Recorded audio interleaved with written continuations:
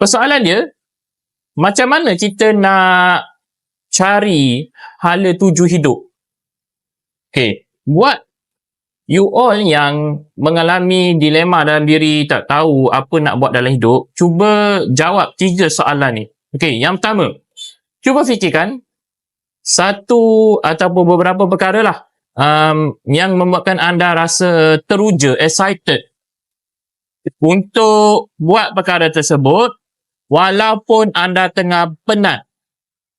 So, kalaulah anda tengah penat, anda masih sanggup untuk buat sesuatu perkara, ini menunjukkan bahawa anda ada passion lah dalam aktiviti tersebut. Alright?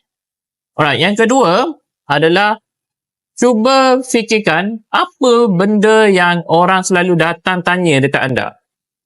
Contohnya, mungkin anda pandai dalam bidang edit video. Ada orang selalu tanya macam mana nak edit video, macam mana nak buat video lebih baik. Mungkin itu adalah satu benda yang anda mahir.